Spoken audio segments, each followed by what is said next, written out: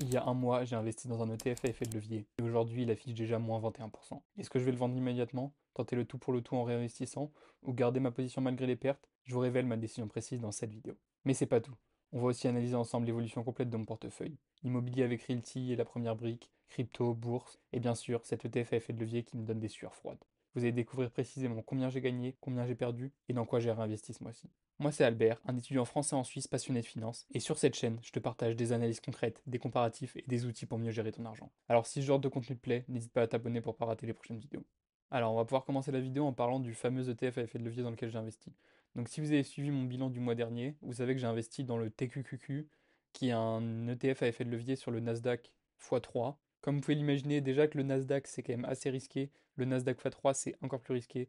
C'est la partie casino de mon portefeuille ETF pour s'amuser un petit peu, prendre beaucoup de risques, potentiellement tout perdre et aussi espérer pourquoi pas que ça ait une performance exceptionnelle. Et aussi si on se base sur les données historiques, le fait d'investir régulièrement sur un ETF à effet de levier x3, ça peut être intéressant si on accepte de prendre le risque.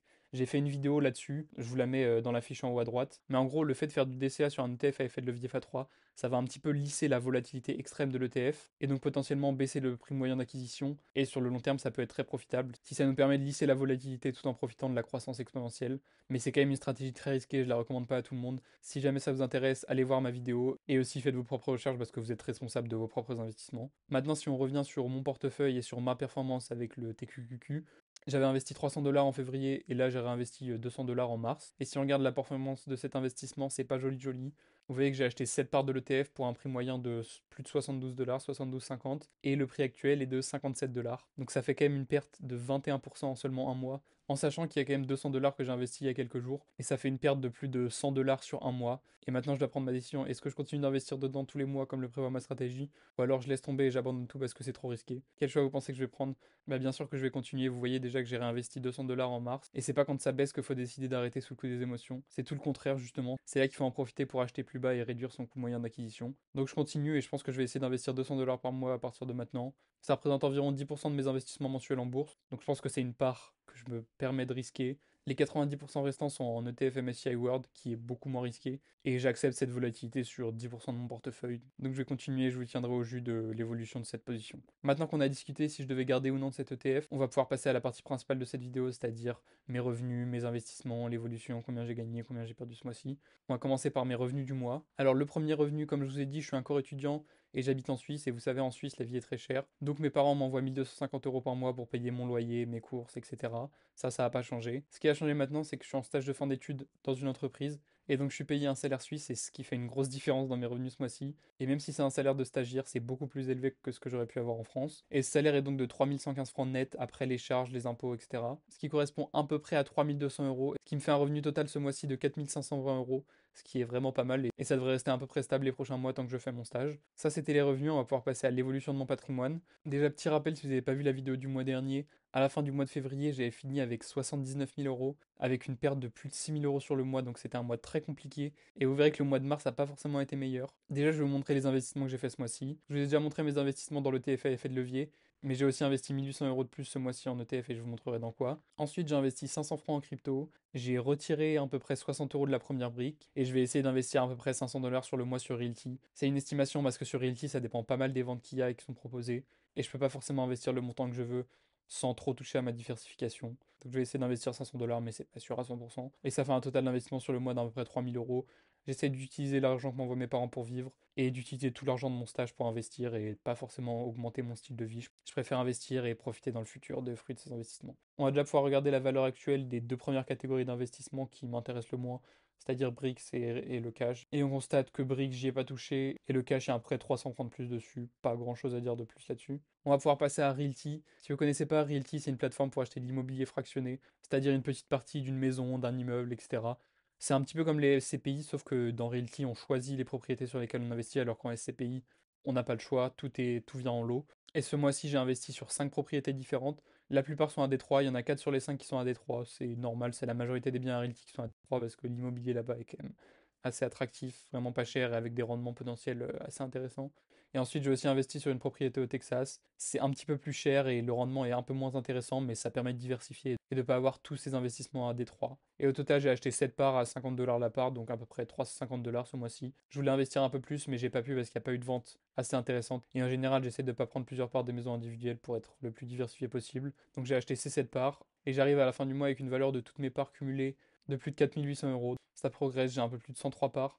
Et ce qui est le plus intéressant là, ça va être de regarder les loyers que j'ai eu ce mois-ci et l'évolution de ces loyers au fur et à mesure du temps. Ce mois-ci, j'ai reçu un total de loyer de 30 dollars, même si ça paraît un peu plus élevé que la réalité parce que sur Realty, les loyers sont versés tous les lundis et il y a eu 5 lundis ce mois-ci. Donc forcément, qui dit plus de lundis dit plus de revenus locatifs.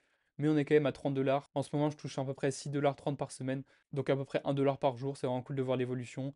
Et quand tous les logements que j'ai achetés actuellement seront loués, on sera plus aux alentours des 8 dollars, donc au-dessus des 1 dollar par jour. Et ça fait un total depuis que j'ai commencé à investir sur Realty de 112 dollars de loyer, donc ça commence à représenter quelque chose quand même. Et si on vient sur le tableau et qu'on regarde la valeur finale de mes investissements sur Realty ce mois-ci, on est à 4600 dollars. Vous voyez que ça n'a pas augmenté de 500 dollars comme je l'aurais voulu.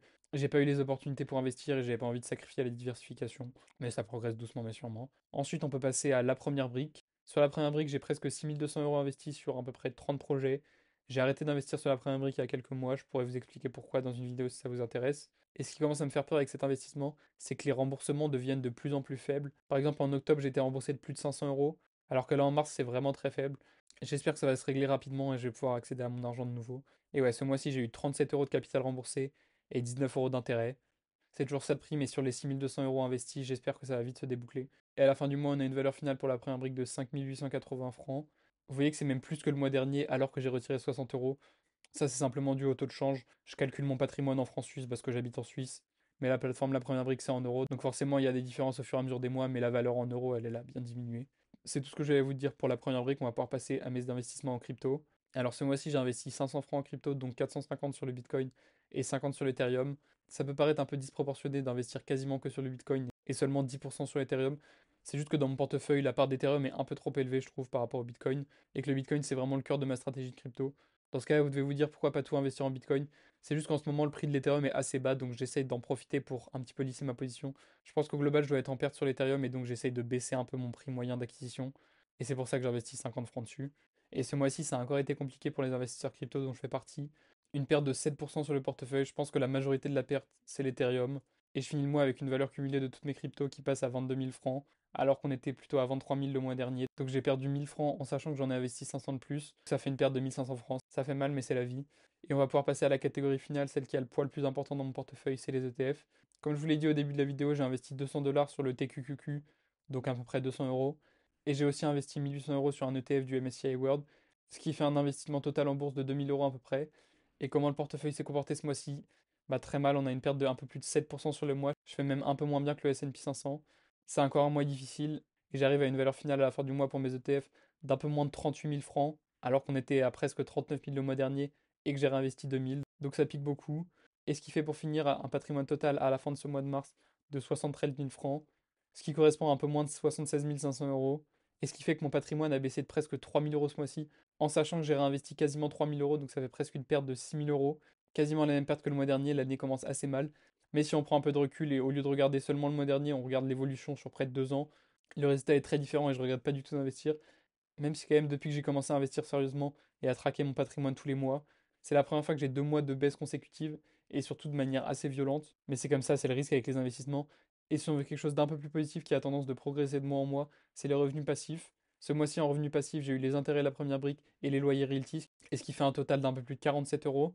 Et sur toute l'année, on arrive à peu près 140 euros de revenus que j'ai eu sans rien faire, ce qui est quand même assez encourageant. Voilà, on a fait le tour de mon patrimoine ce mois-ci. Pour rappel, les chiffres clés à retenir, c'est que mon patrimoine est à la fin du mois à 76 000 euros. J'ai gagné 4 500 euros de revenus entre guillemets actifs et presque 50 euros de revenus passifs. Et le bilan total à la fin du mois, c'est que j'ai perdu 3 000 euros. On essaiera de faire mieux le mois prochain. C'est déjà la fin de la vidéo. Si vous avez apprécié le contenu, n'hésitez pas à liker, à vous abonner et à laisser en commentaire ce que vous avez pensé. Et on se retrouve la semaine prochaine.